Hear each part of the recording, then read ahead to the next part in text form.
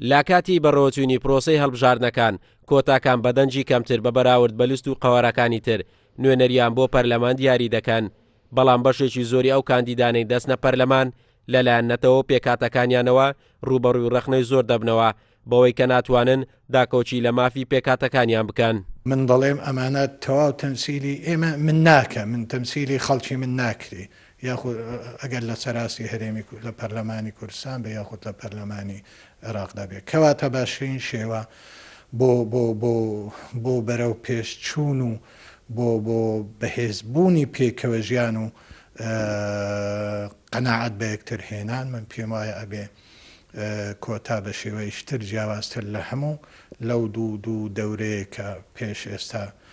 ئەنجام درراوە ئەنجام بدرێت. پێکاتە و نەتەوەکانی تری هەرێم جیا لە کورد ڕێژەیەکی دیاریکراویان بۆ دابین دەکرێت تا نوێنەریان بێتە پەرلەمان، بەڵام بۆ خولی داهاتووی پەرلەمانی کوردستان پەرلەمانتاران داوا دەکەن پێداچوونەوە بە ڕێژە و ژمارەی دەنگەکان و هەڵسەنگاندن بۆ دروستی کاندیدەکان بکرێتن و نەتەوەکان خۆیان کاندید دیاری بکەن. لە ماوەی داهاتوو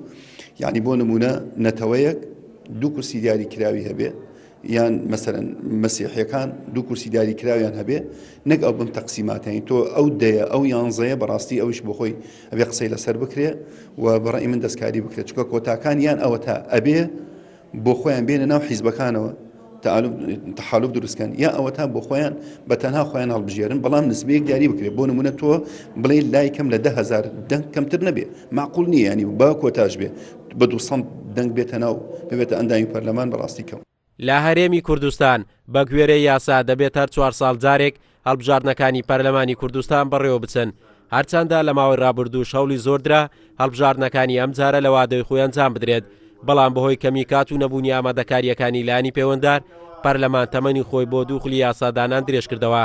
چاوەڕوان دەکرێت لە دانیشتەکانی داهاتووی پەرلەمان بە هەمانجی کۆمیسیۆنی باڵای هەڵبژاردنەکان ڕۆژی هەڵبژاردن لە هەرێمی کوردستان دیاری بکرێتن و ئەوەی بۆ پێکاتەکانی تری هەرێم گرنگ بێت کۆتاکان هەوڵی زیاتر بدەن بۆ ئەوەی ماف و داخوازیەکانیان لە پەرلەمانی کوردستان دەستەبەر بکەن. قارەمان جەوهەر، کورسات نیوز، هەولێر.